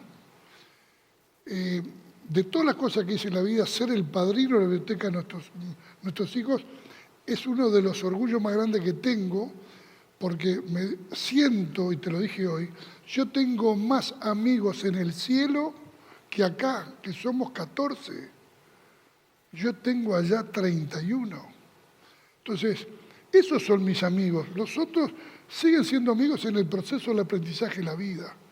Pero cuando alguien muere, trasciende la realidad y te das cuenta que ahí conoces su esencia. Por eso creo que ese puente que me tocó ser a mí, cuando me llamó Bayona, me llamaste vos, para pedirme que vaya a San Sebastián cuando yo estaba en el Mundial de Rugby, me dijiste, Bayona quiere que vaya porque vos sos el puente entre los vivos y los muertos.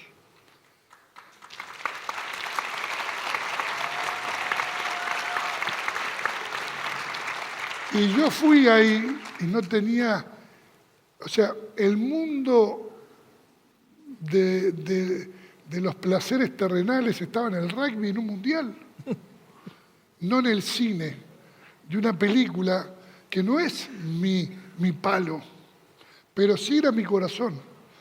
Y fui a esa película y, aparte de haber hablado con él, porque no hablé de él cuando me preguntaste, le conté lo que era Numa, la pensión, hablé mucho con él de Numa. Y a mí me emocionó estar al lado de él durante 7 días, 10 horas por día, hablando con una pantalla y camarógrafos en todos los idiomas de la montaña, la cordillera y de Numa. Y a mí lo que me sorprendió de Enzo es la grandeza humana, porque era una esponja que absorbía con la mirada y en la película representa a Numa, pero a todos los que murieron. Y esa es la fuerza que tuvo Bayona, y no me cabe la menor duda, porque Chori, ellos son unos genios, todos son unos genios. Pero el papel que le tocó representar a él, el del relator, con la grandeza, con la humildad, con la profesionalidad que lo hizo, Y yo estuve con él casi 5 días, 10 horas por día hablando. Y no saben lo que es escuchar a Enzo cuando se conecta con el corazón, la gratitud. Un uruguayo que tiene un proceso de aprendizaje infinito, porque lo que hoy es un techo, mañana va a ser un piso.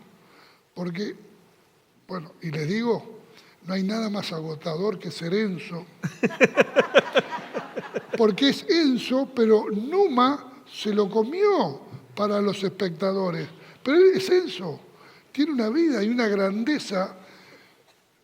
Nosotros con Nando y con Roberto nos compramos 3 motos para salir a la calle porque no podíamos caminar por la calle porque todo el mundo nos miraba y atrás del casco éramos anónimos. Y él no puede caminar por Tristán Narvaja, no sé, yo no me lo tiene que decir. Él no puede caminar por una calle porque cumplió también su rol, su papel, que hoy perdió ese espacio que es fundamental para un ser humano, ser anónimo, poder caminar por la calle sin que nadie te rompa los huevos, sin que te quieran abrazar, te quieran agradecer.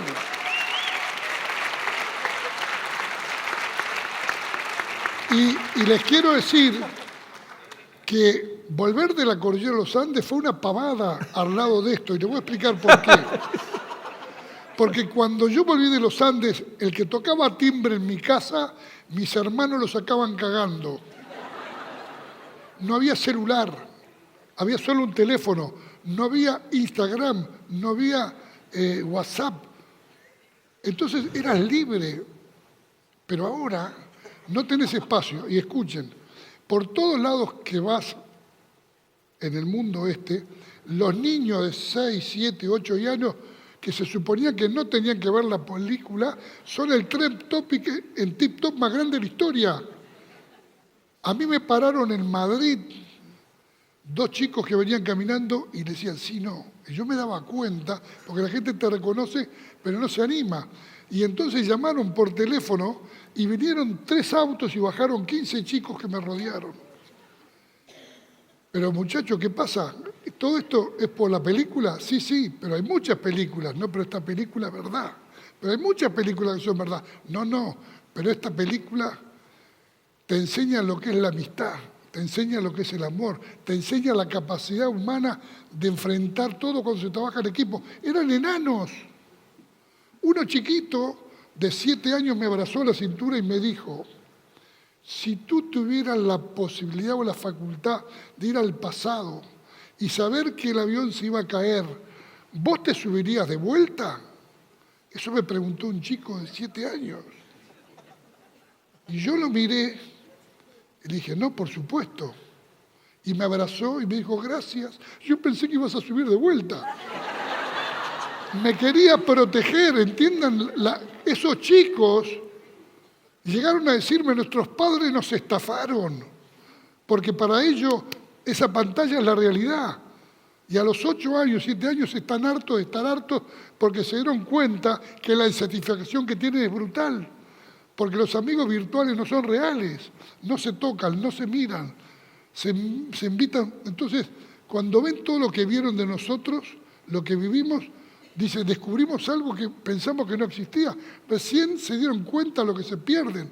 No se puede vender una heladera a un esquimal. Es tan maravilloso que estos niños se hayan despertado en la expansión de la conciencia que el futuro está en ellos. Porque, bueno, y esto, Enzo, tiene 2.100.000, no podía caminar por un lado. Y de una grandeza lo llamé y dije, Enzo, Gustavo, voy a donde me pidas. Y en la biblioteca, por supuesto, contá conmigo. Le pregunté, ¿en qué parte de la Tierra estás? Decime qué día. Me tiró los días que él iba a estar por acá.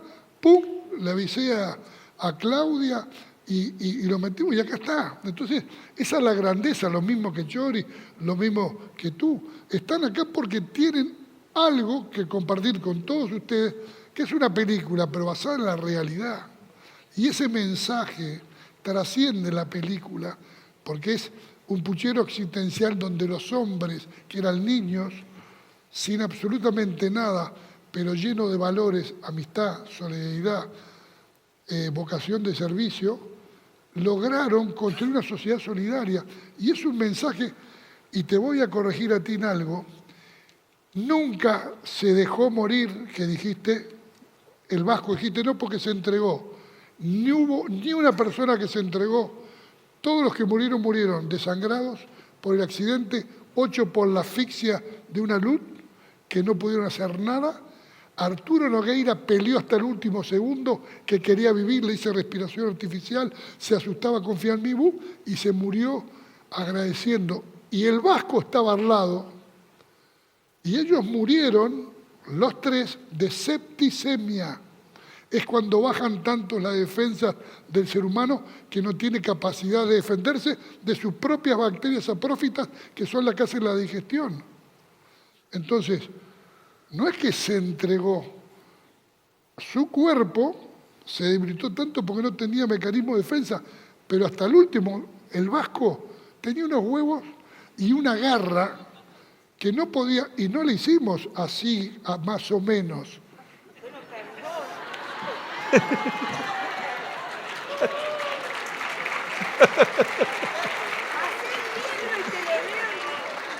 Le agarré el pedazo cortado, se lo puse acá, se lo até y nunca se le movió.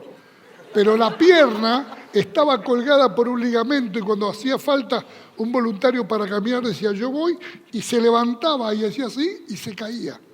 Pero él estiraba el umbral de lo posible, estando lisiado, su mente estaba disponible para caminar si hacía falta. Y al que teníamos las piernas bien, él nos marcaba el umbral y decía, boludo, si él se ofrece, o sea, ese ejemplo como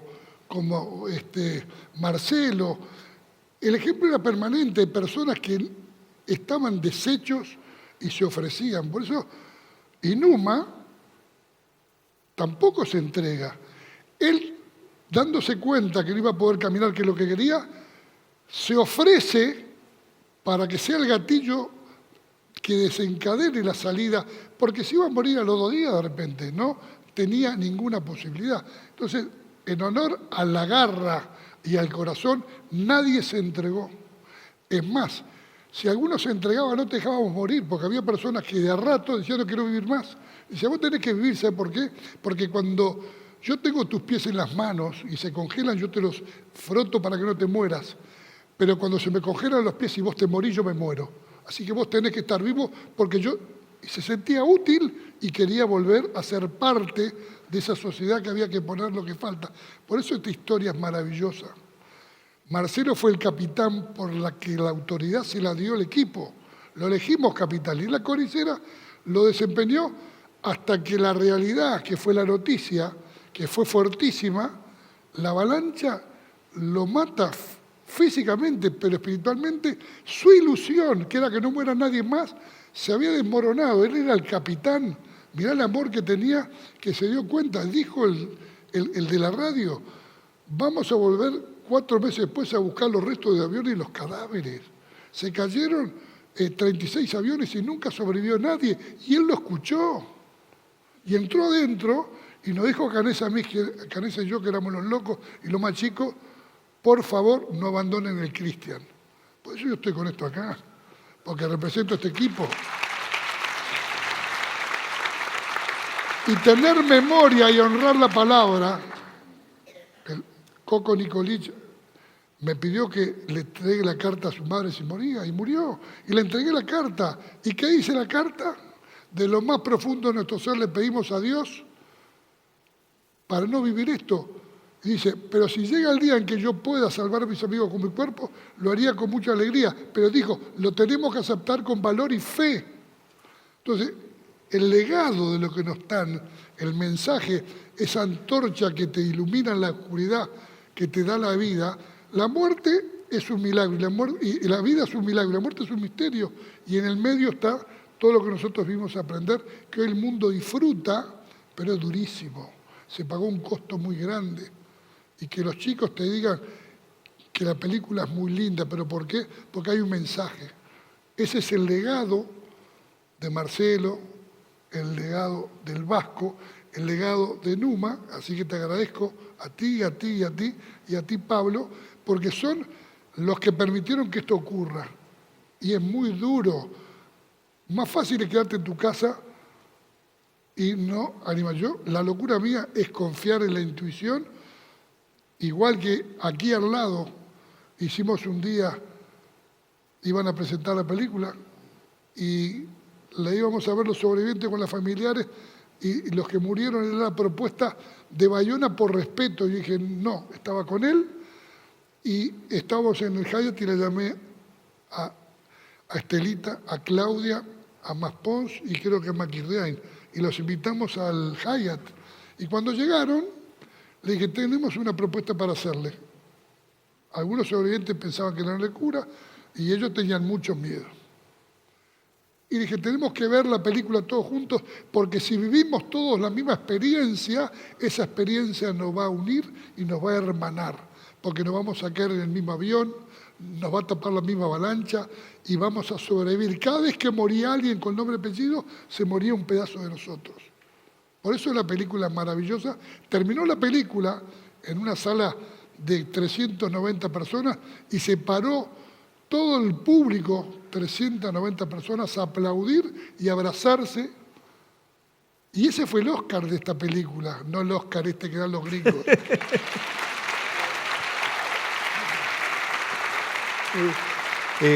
La última pregunta, Estelita, vinculada a lo que dice Gustavo del legado.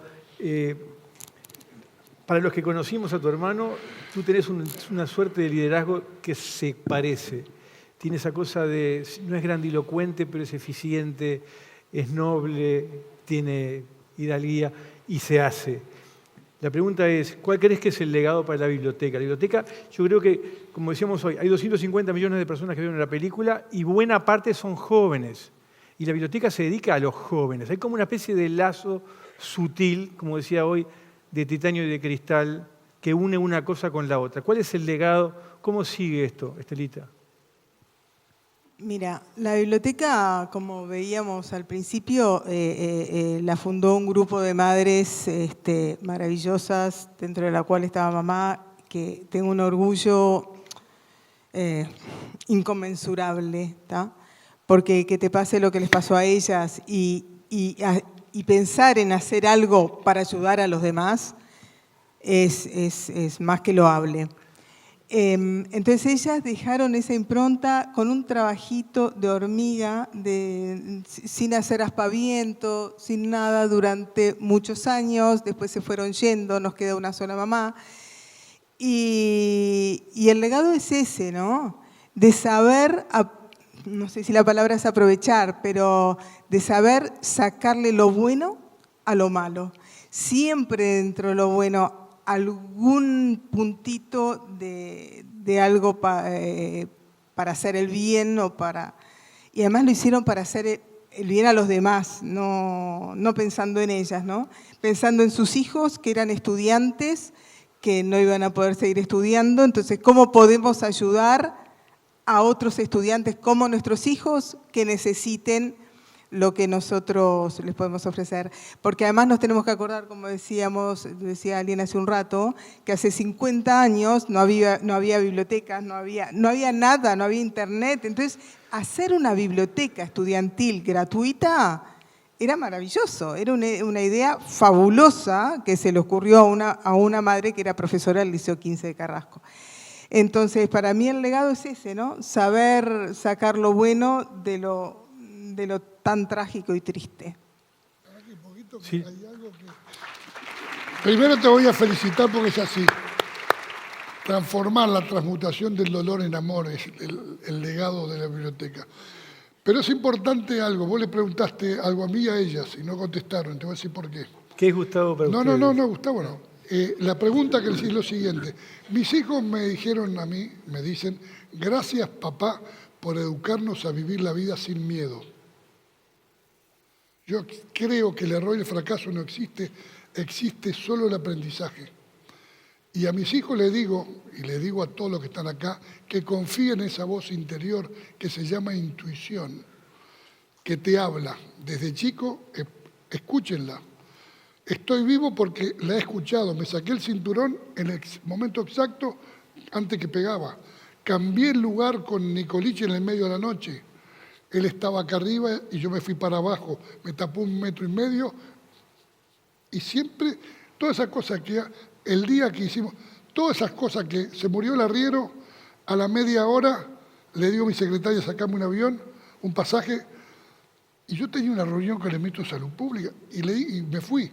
Y llegué a Chile, y cuando bajé el avión pregunté, ¿bien? Y fui a San Fernando y estaba solo. Entonces, lo importante es saber que los espacios alguien los tiene que llenar. Y no importa quién, pero alguien los tiene que llenar. Entonces, cuando yo estoy acá sentado, yo represento a los 45, represento este club, represento a los sobrevivientes, pero represento a las madres y represento a los hermanos de la montaña. Porque eso para mí es lo importante, de vivir de esa manera que es caminar por arriba del agua. Por eso me interesa, no por mí, sino porque el árbol se conoce por sus frutos. Ahí tengo a Lupe, que hace 4 años no quería vivir cuando se murió la madre. Y gracias a esta película, el mensaje que ella transmite con su hermana, y todo lo que habla y todo lo que dice, es la transmutación de ese dolor que se transforma en aprendizaje porque pasás por el dolor. El dolor es lo que más enseña.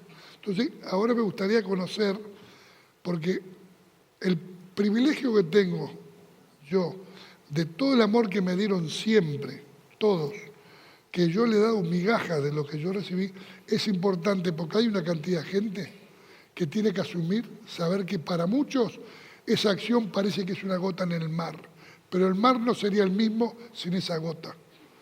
No existe Gustavo Servino. El arriero hizo 160 kilómetros para avisar que había encontrado personas que no conocía. Tenemos que salir de la zona de confort. Entonces es importante transmitir todo lo que transmitiste vos. Esto es el principio de un Big Bang. Que esta explosión, que es como que te dije que está pasando hoy en el mundo, por algo está pasando. Y no tiene que ver con nosotros, pero sí con el ser humano. Sí con el Uruguay, una civilización respetuosa que no es la fuerza, sino es la autoridad de respetar las instituciones. Todo eso es muy importante en un mundo que se pelean por el derecho de autor y en el nombre de Dios matan gente, guerra, o sea, es importante. Hay un mensaje que tiene Uruguay para el mundo. Por eso ahora las quiero escuchar a ustedes porque la pregunta fue, yo dije lo que eran ustedes para mí. ¿Qué representa Gustavo para ustedes dos, para Beatriz y para Estelita? Yo te voy primero voy a pasar un chivito chiquito de la biblioteca que es importante, que capaz que no quedó claro para todos. La biblioteca es mucho más que una biblioteca. Es una obra social, se ha convertido en una obra social con el tiempo. Fue desde el principio una obra social. Claro, sí. Desde el día 1. Era solo biblioteca en donde se prestaban libros y se iban a estudiar ahí. Pero actualmente eso se ha agrandado mucho más. Tú, sin lugar a dudas, no quiero que me rete vos también, después que me rete Gustavo, lo sabés decir mejor que yo, así que capaz que dejo acá el micrófono. El día de tu hermano, que no se entregó nunca, hablé bien de él. Pará, voy a terminar con aquella y después si quieres sigue. No, se pueden hacer socios. Yo me encanta pasar el chivo, ya que estoy acá con toda esta cantidad de gente. Se pueden hacer socios de la biblioteca, socios amigos, por la módica suma de 500 y pocos pesos. Socios amigos. Y con eso ayudan a una cantidad de muchachos, de niños, de adolescentes que quieren estudiar y que de otra manera quizás no puedan acceder. Nosotros sabemos muy bien, no solo en Uruguay, sino en todo el mundo, lo importante que es la cultura, lo importante que es el saber, lo importante que es tener las herramientas para ese saber. En la biblioteca se les brinda también informática, que bueno, que antes no estaba, si bien nuestras madres empezaron de a poquito también con la informática. Y bueno, cuando salgan, no dejen de agarrar los papelitos en donde dice toda la información. Yo veo que Claudia se ríe de mí, pero bueno, a mí es importante, lo tengo que decir. No. Y ahora, porque eso igual después lo pueden leer en los papeles, yo le voy a contestar a Gustavito. ¿Sabés de quién es la culpa de que yo no haya sabido la historia de entrada, no sé si vos te acordás de esto, la culpa es mía. Me voy a culpabilizar totalmente.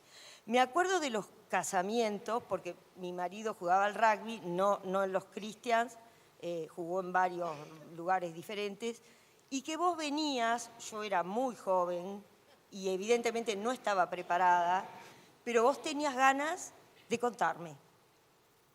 No sé si te acuerdas de esto, Gustavo. No, me acuerdo perfecto. Vos tenías ganas de contarme. Lo grande que era el vasco. Pero yo no tenía ganas de oír. Y bueno, yo tenía que contar. Entonces vos venías y yo estaba toda, no como ahora, que ya tengo mis 60 y pico de pirulos, toda divina, vestida de fiesta, pintada, toda bárbara, así tomando mis cosas.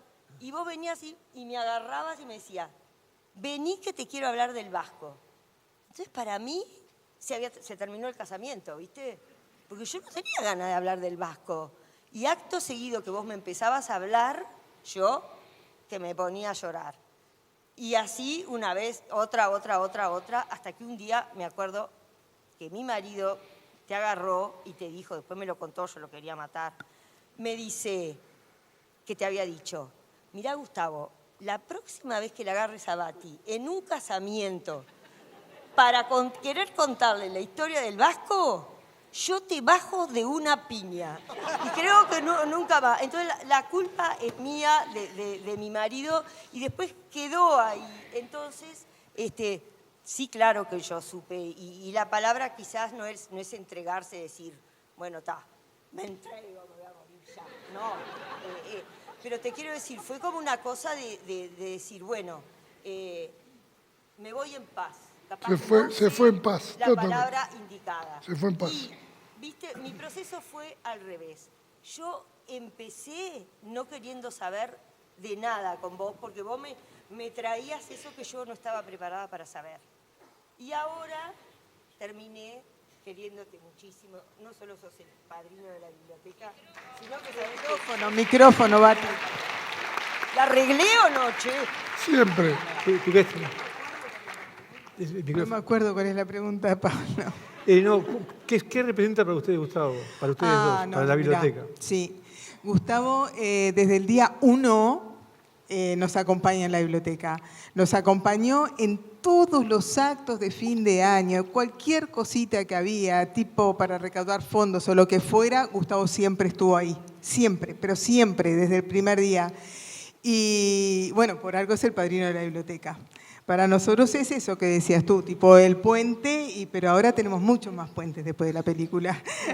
Se armaron como una corriente de ida y vuelta mucho mayor con todos los demás también. La pregunta, muchas gracias, Diego. Ya terminó. Muchas gracias, pueden ser puentes también. Cierto, sí. Entre todo esto y lo que pueden hacer ustedes para que siga perdurándose en el tiempo. Para eso hay que hacer acciones. Lo único que produce resultados en la vida son las acciones, no las buenas intenciones. Hay que hacer. Así que, como dijo esa, pónganse, colaboren y sean parte de esta locura que es maravillosa. Tiene 51 años. Ahora muchas gracias, Diego, a Estelita, Enzo, Gustavo, Daniel, Bati, Chori. Muchas gracias a ustedes.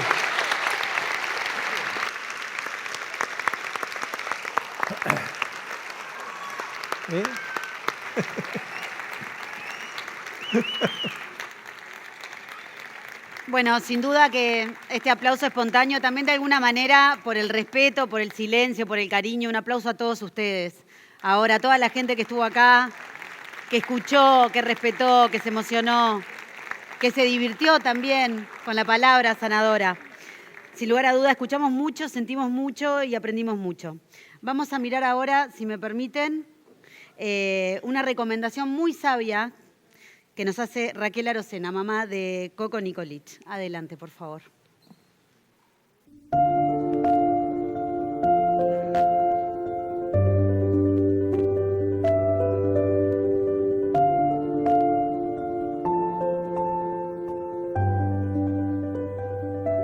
Porque era una frase que mandaron prácticamente todos los muchachos en distintas cartas que mandaron de la cordillera. Mi hijo en una de las cartas pone valor y fe.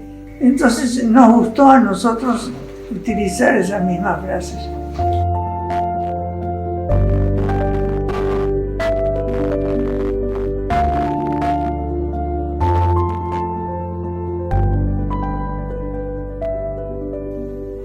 íbamos a la biblioteca a llorar. No teníamos problema. En la biblioteca, si uno tenía ganas de llorar cuando iba, lloraba. Si uno tenía ganas de cantar, cantaba. Si uno tenía... Bueno, la biblioteca nos sirvió para todo.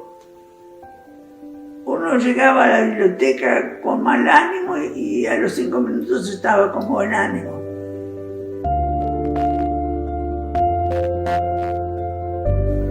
La historia es increíble.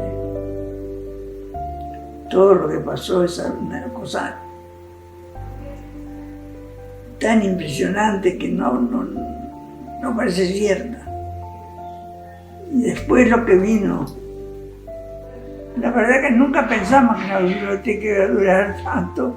Cuando pensamos que era una cosa intermedia, no sé.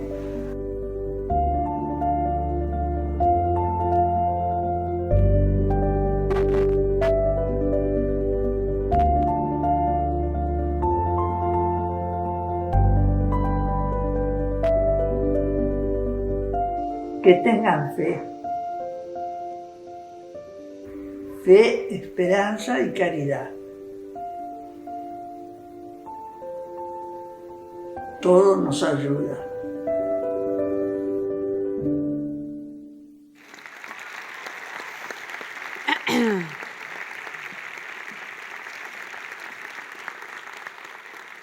En la voz de Raquel, a todas las hermanas, a todos los colaboradores de la biblioteca que trabajan tanto para hacer posible esta obra, agradecerles, muchos deben estar acá compartiendo esta noche. Sepan, como bien dijeron, me dejaron sin trabajo porque lo han dicho todo, que en la puerta van a tener merchandising, van a tener la posibilidad de justamente aportar mes a mes.